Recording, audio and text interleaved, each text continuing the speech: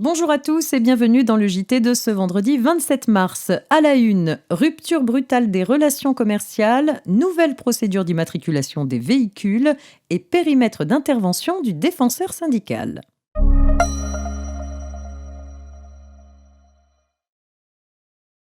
On ouvre ce JT avec une petite histoire qui nous rappelle que le fournisseur ne peut pas se plaindre de la rupture brutale des relations commerciales avec le distributeur lorsque la rupture lui est exclusivement imputable. Tel est l'enseignement d'un arrêt rendu récemment par la Cour de cassation.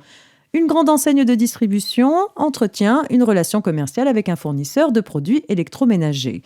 Des dissensions surgissent entre les parties. Le fournisseur se montre réticent à respecter la nouvelle procédure de contrôle qualité mise en place par le distributeur, si bien que le distributeur cesse ses commandes momentanément avant de proposer un nouvel accord cadre impliquant une baisse de moitié du chiffre d'affaires du fournisseur qui ne donne pas suite. Le fournisseur reproche alors au distributeur un comportement qui lui est préjudiciable.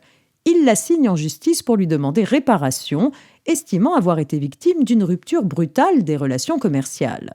Sans succès. Loin de retenir la responsabilité du distributeur, les juges relèvent d'abord à la charge du fournisseur des manquements suffisamment graves pour priver de tout caractère fautif les agissements de son co-contractant. Au regard du comportement des deux parties, les juges concluent ensuite que la rupture est exclusivement imputable au fournisseur, ce qui l'empêche à l'évidence d'en demander le dédommagement à son partenaire. On s'intéresse maintenant à la nouvelle procédure d'immatriculation des véhicules. À partir du 1er mars 2020, le niveau d'émission de dioxyde de carbone utilisé pour les besoins de différentes impositions est déterminé selon une nouvelle procédure harmonisée pour les voitures particulières et les véhicules utilitaires légers. Compte tenu de la hausse des niveaux d'émissions de CO2 qui en découle, le plafond de déductibilité des amortissements des véhicules relevant de cette nouvelle procédure est aménagé. Par ailleurs, la grille tarifaire de la taxe sur les véhicules de société, la TVS, est modifiée en conséquence.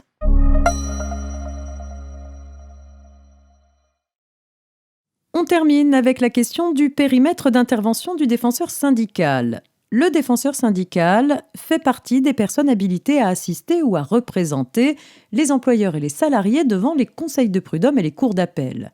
Son champ géographique d'intervention a été limité à la région dans le cadre de la réforme des ordonnances Macron. Le 12 mars dernier, dans le cadre d'une question prioritaire de constitutionnalité, le Conseil constitutionnel a validé cette nouvelle disposition, mais en formulant une réserve d'interprétation. Il relève qu'un justiciable représenté par un défenseur syndical en première instance doit pouvoir être représenté par ce même défenseur lorsque la cour d'appel est située dans une autre région que celle du conseil de prud'homme. C'était cette impossibilité que critiquait un syndicat. En toutes circonstances, les justiciables pourront donc être défendus par le même défenseur syndical en première instance et en appel. C'est la fin de cette semaine de JT préparée par la rédaction de la Revue Fiduciaire. Je vous souhaite un excellent week-end et on se retrouve dès lundi pour la suite de l'actualité juridique.